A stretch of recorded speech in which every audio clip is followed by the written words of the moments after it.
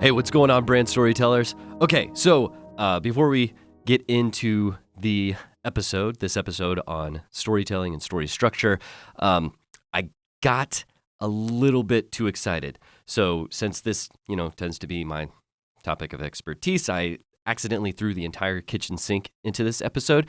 Ended up being 50 minutes long. So I'm breaking this episode into two parts to make it a bit more manageable as you watch or listen to it. So, without further ado, here is part 1.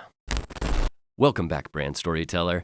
In this episode, I'm building off of the groundwork that I laid in our last episode, episode 32.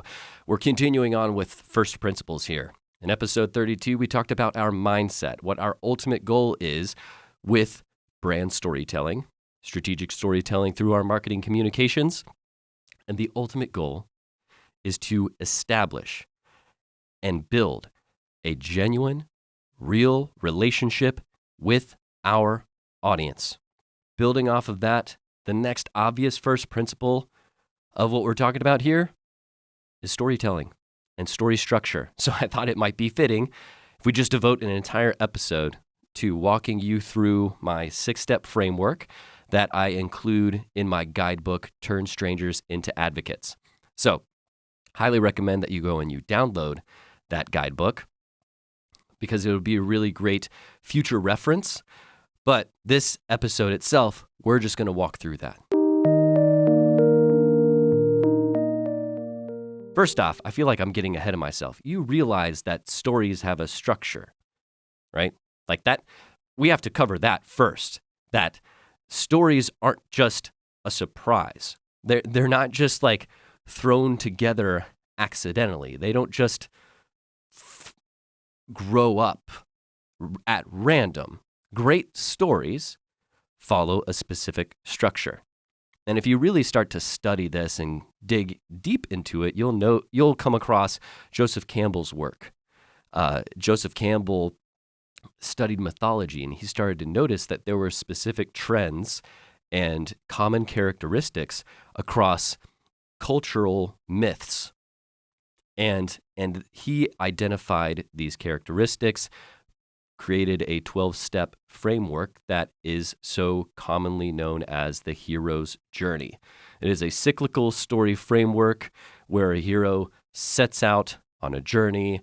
The whole story of he meets a guide, goes into a cave, finds an elixir, meets a goddess at somewhere around this path, but then he ends up kind of like back where he started, but now changed and different.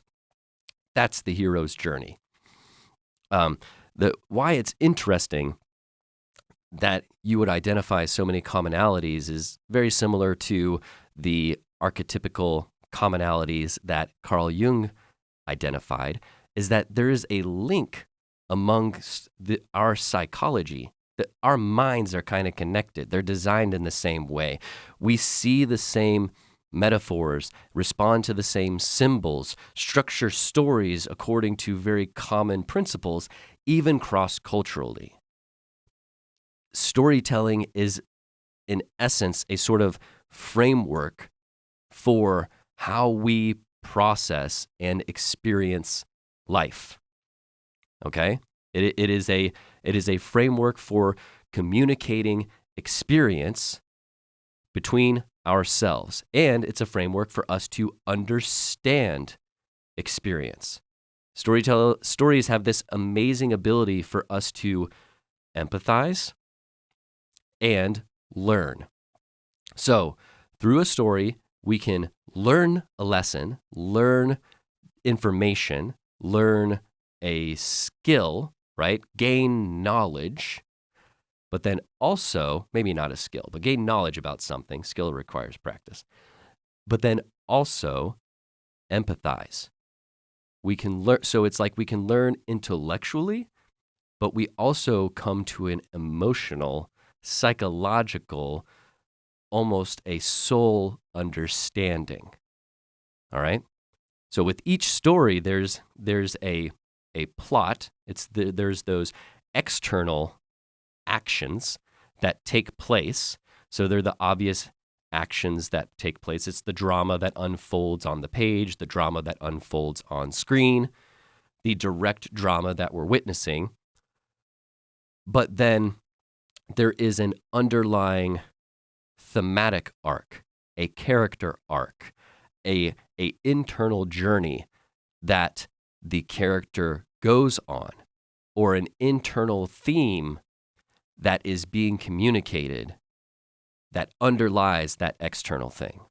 So, stories have this external quality where you are learning through understanding, but they also have this internal quality, this internal arc where you're also learning through empathy.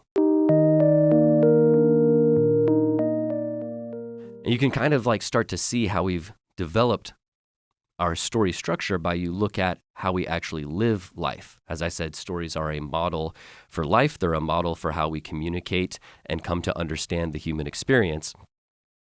So I learned this model from one of Jordan Peterson's lectures. And it was very interesting. He was talking about how we create meaning. And it applied one-to-one to storytelling because we tell stories in order to understand, to create meaning. And so what happens as we go about our life is we are passing through life driven to accomplish some sort of a goal. All right? Now, I don't mean it necessarily needs to be like a big, hairy, audacious goal or that you're particularly ambitious, right? Of course, if you're a listener to this podcast, you're most likely on the ambitious aspect because why else would you be learning to improve your situation? That's besides the point. But not everybody is ambitious. So the goal that you're striving out to achieve doesn't have to be this like life-changing goal or this career advancement goal. It could be as simple as I got to get to the grocery store, okay? That it's something that gets you got to get somewhere. We're moving throughout life from point A to some sort of point B, whether that be a monumental goal or just a simple we got to get grocery goal, okay? As we move from point A to point B, we're going to encounter one of three types of situations. So one of three types of situations are going to happen as we're moving from point A to point B. That situation is going to be a neutral event, a positive event, or a negative event. Neutral events have absolutely no bearing on our progress. If we use an example of just the simple example of I'm going to get groceries, neutral events would be the colors of the cars that are on the road as I'm going to get groceries. The traffic that's going in the opposite direction, right? Like whether or not it's cloudy outside, okay? Like these are all very neutral events that I'm probably not paying attention to that have zero bearing on my progress from me getting to the grocery store. A negative event is something that negatively disrupts my progress. It's something that causes a hindrance, causes a frustration, or forces me to not even make it to my destination, or I have to adjust my plan and go a different route. So say I get in a car accident. Well, that would prevent me from ultimately going to the grocery store or significantly delay me getting to the grocery store. Or say there was an accident along my route, which forces me to adjust my route and go in a different way, okay? Or if there's a cyclist in a narrow road, which happens all the daggum time around my neighborhood, it's really frustrating. I don't understand cyclists. I really feel like there's a type of confrontational personality that just loves to cycle. I don't understand it. Maybe they do. Anyways, that causes a frustration, obviously, as you can hear, okay? I'll get help eventually. Hold on, I can't even. That would frustrate and delay, okay? Then you have positive events. Positive events might be things that are surprises, but end up positively impacting my progress. It could be something as simple as, let's just say, I hit all green lights on the way, or something a bit more exciting of I find money on the ground when I arrive, like $100 bill. That's pretty exciting. I get a phone call on the way there, letting me know some positive news, right? Like that would also be kind of exciting. Okay. So there are things that like excite you along the way. According to Jordan Peterson's model, in normal life, what you want to happen is only have neutral events happen. And that's a bit surprising, right? You would think, oh, I would want to have positive events to happen along my way. Well, not necessarily, because positive events, while they are nice and enjoyable, they provide a distraction and they drain us of emotional energy. So if you had a super positive day, you're going to be like exhausted before the end of that day because you're so emotionally drained. Does that make sense? So really, you just kind of don't want anything to happen. You would much rather just get to your goal and then be done with it. However, when you tell a story, it is the negative events that make that story interesting, that provide the drama and the conflict and the tension that keep people's interest and get them engaged. Stories require shifts, they require turns, they require twists that surprise us and build conflict. We are bonded by our challenges and our struggles. I remember I was taking this, like going through this series of like online videos, and one of them was like for an entrepreneurial kind of, I guess you could call it like a course. I was watching it with a group of friends, and so one of the videos, this person gets up there, and their whole entrepreneurial journey was just a series of wins, and it was really annoying. It sounded as if this person was just like handed everything on a silver platter, born with a silver spoon in their mouth, and just everything was just like win, win, win, magical gift, just chance success is what you walked away from. And after listening to her story, I wasn't just bored. I was mad.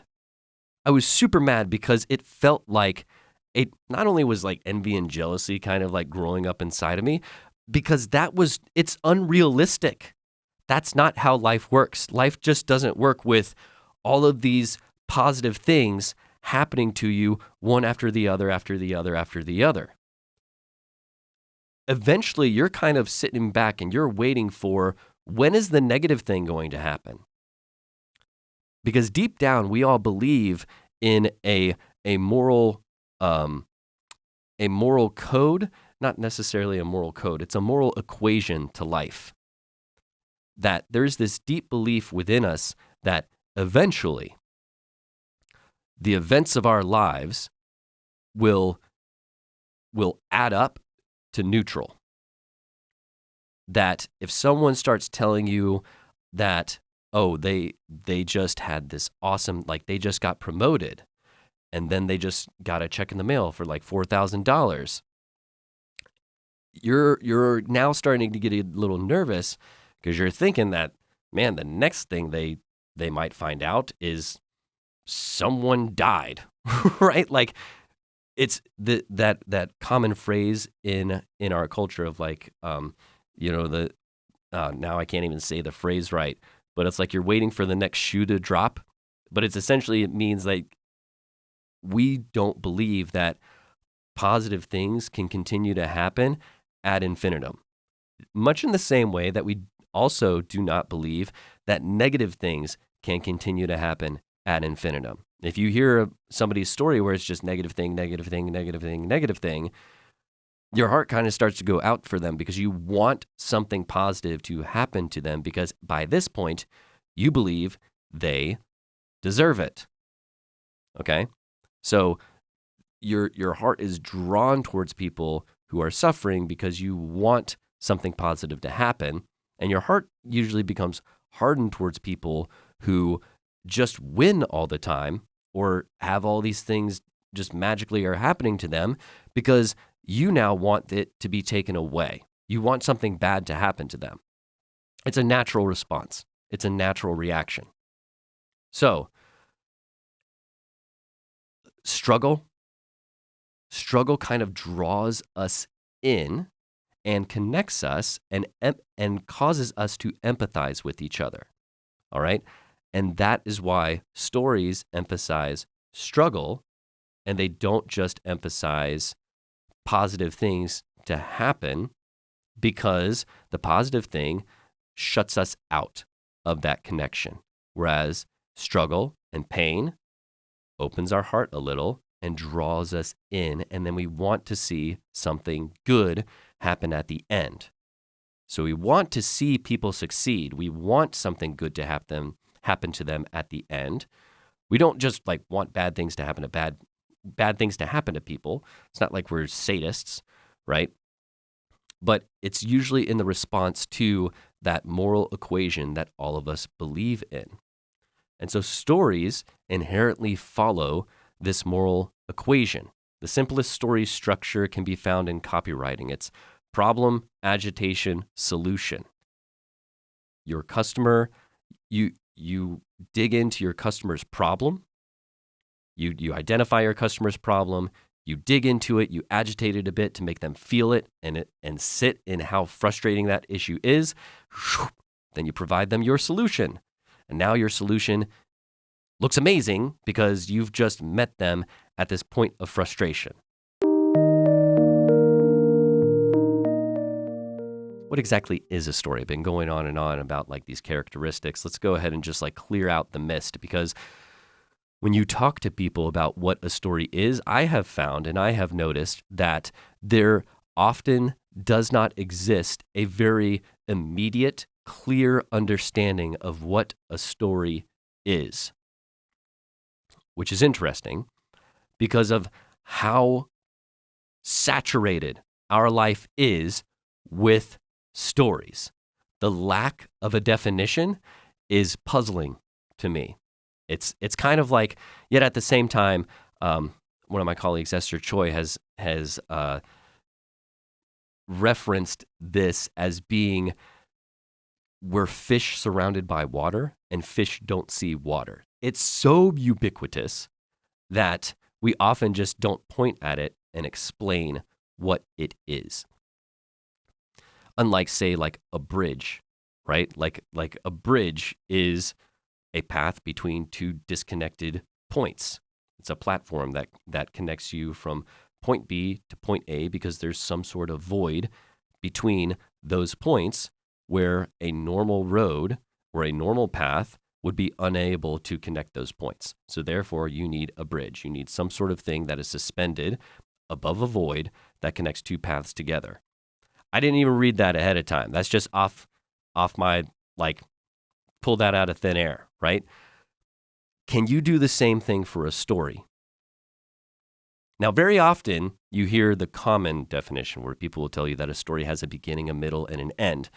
And I hate this definition because I think it's stupid, right? It doesn't get us closer to understanding what the thing is. A definition should provide understanding, right?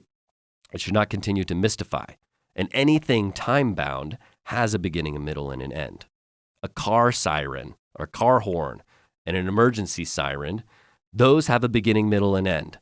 They start, they run, they stop, but they're not stories. Okay? So we need a better definition. And this isn't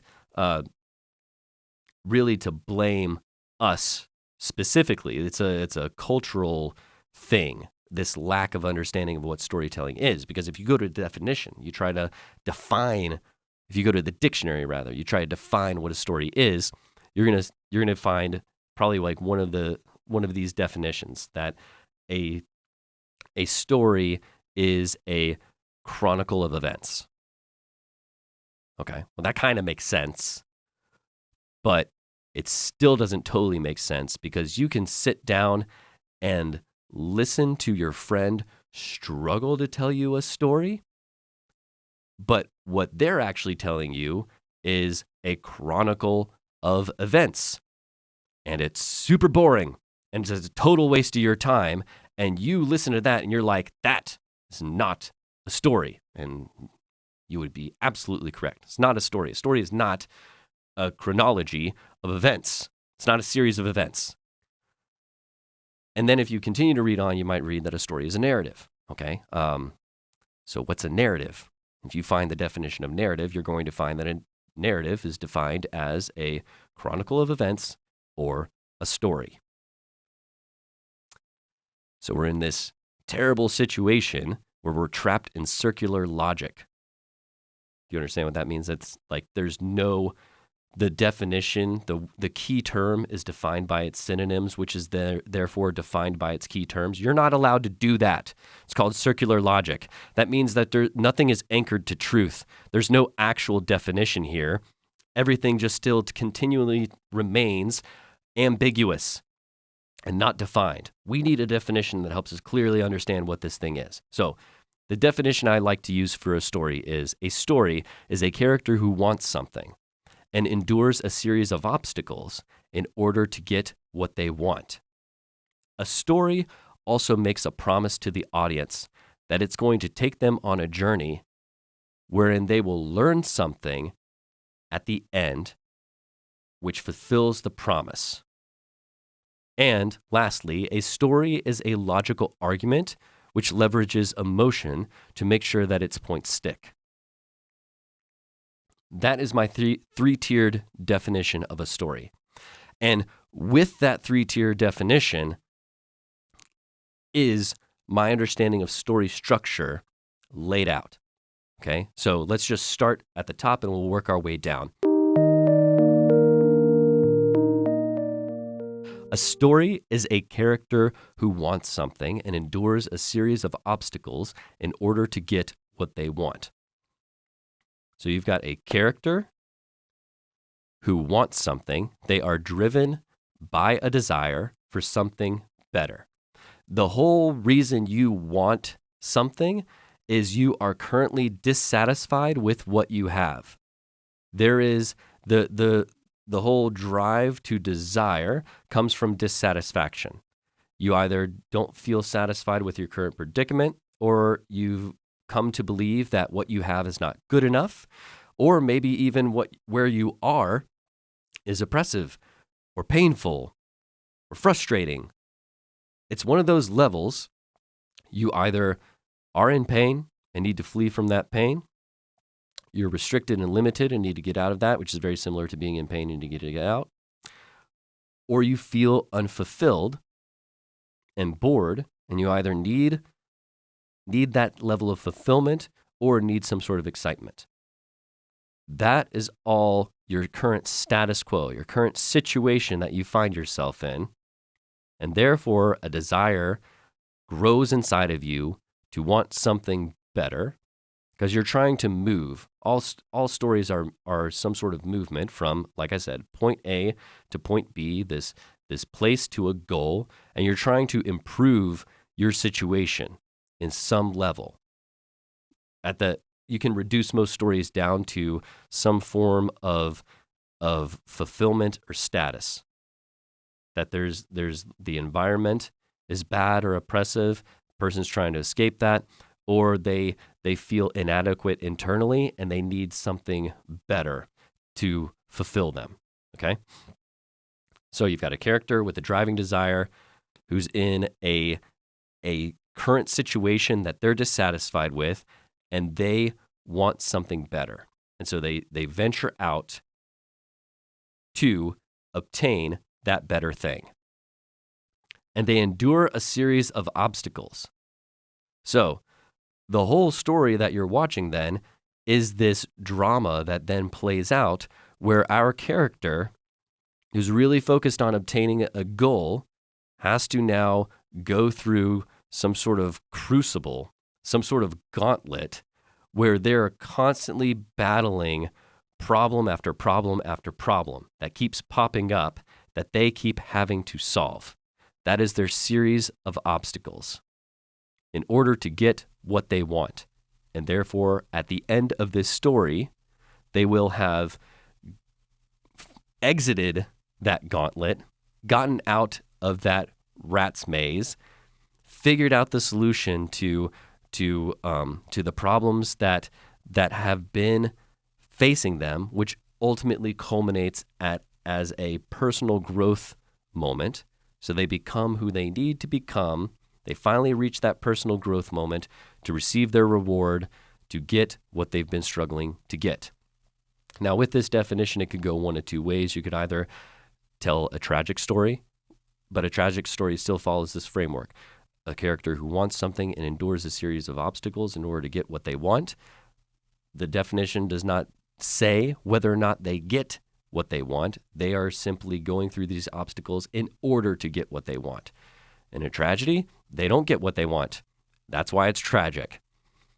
For the most part, we are telling brand stories, so we're speaking from a marketing perspective, and therefore, all the stories we're telling have happy endings.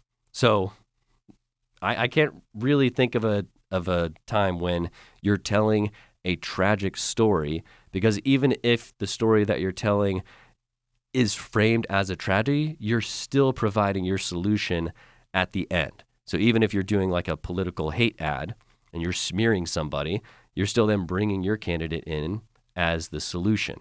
Even if the like a nonprofit, like look at the starving children thing, right? You're still bringing your thing in as a solution, okay? So we're telling happy endings because we're marketers, and Americans really love happy endings. Not saying that you're American, right? I know I've got a lot of listeners out in Europe, in the Netherlands, and in Belgium. What's up, people? I need to really learn a bit more about your culture and your language, because I don't know anything. Just way too American me. I don't know. But would love to know why you're listening. That would be awesome.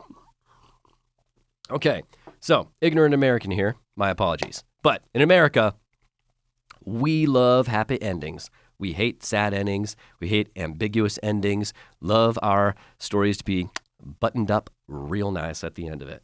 All right, so, okay, character wants something, endures a series of obstacles in order to get what they want. You've got like 3 core elements to every story. There's the character, there's conflict, and then there's change, okay? So those are your 3 C's to storytelling: character, conflict, change. I know you could add in like a bunch of other stuff, like, well, there's the setting and there's supporting character, whatever. You can reduce it down to a character, conflict, change. Setting is obvious. You can't have a character in a void. That's stupid, right? So you have a focal point of your attention, and we're not telling like a Greek chorus story here. We're just keeping it simple here. So you've got a character, endures a series of obstacles in order to get what they want. All right, so we're just going to cut it right there. I know, I'm so sorry. It's kind of like the worst part to turn this off, because we just started getting into what a story is, and we are 25 minutes away from the 5-step brand story framework. So we're going to cover that framework in part 2, but I feel like I did a good enough job of explaining the first half of the title, which is helping you get a better understanding of what a story is. So hang tight. Part 2 is coming in a couple weeks. That's going to be episode 34, and I'm definitely going to dig into the 5-step storytelling framework. Don't worry.